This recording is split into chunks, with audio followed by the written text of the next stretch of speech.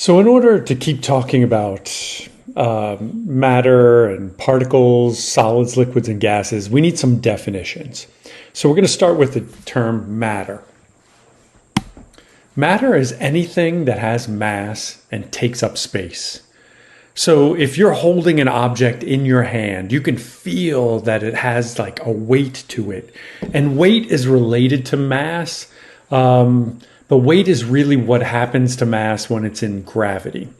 But as a chemist, we can say weight and mass are very similar. If you tell that to a physics teacher, they're going to get upset. But for now, mass is what you have anytime you have particles. So what is it? Mass tells you how much matter is in an object. Does that make sense? Matter is anything that has mass, and mass is anything that's made of matter. So if you've noticed, we've gone in a big circle here because honestly, we don't know what mass is. Physicists have been working toward looking for what they call the God particle or the Higgs boson. There's a lot of crazy science that goes into trying to figure out what mass really is.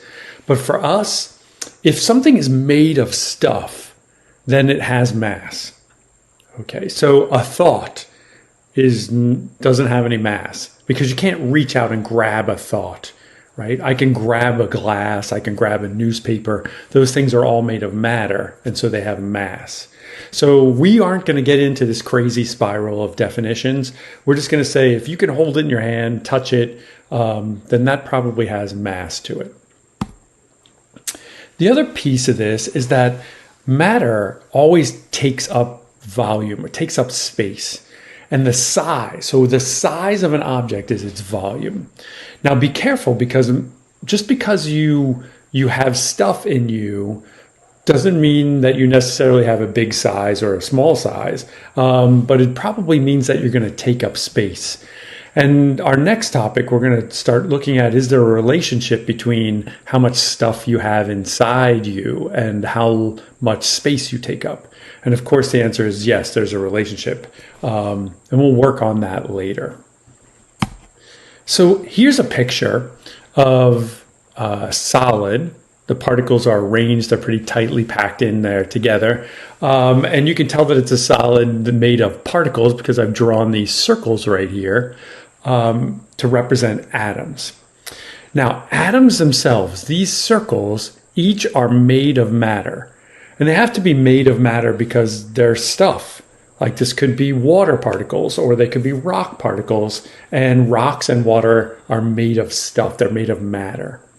They also take up a space because you notice I didn't overlap any of these circles, right? They take up area. And they push other particles away from them or pull them in, but they can't overlap. They take up a certain amount of space that is just theirs.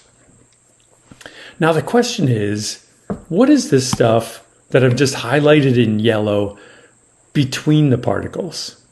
What is that? A lot of times people new to chemistry will tell me, oh, that's just the air in between the atoms. And that can't be true. Air is made of atoms. Air is a set of particles. It's got oxygen and nitrogen and carbon dioxide in there. So if that was air between my particles, then I would have to draw more circles because gases are made of particles. So since there are no circles in that yellow highlighted area here, that must mean that there is nothing.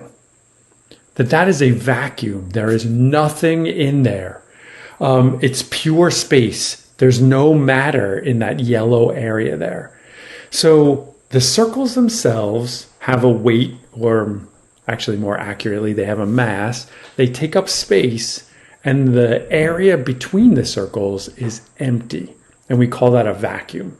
It doesn't weigh anything. It's just emptiness. And the confusion usually stems because we aren't used to looking at things magnified down to the particle level. So you're used to saying, like, what's between my two hands here? Well, what's between my two hands is air. But on this level, on a particle level, What's between two atoms is absolutely nothing.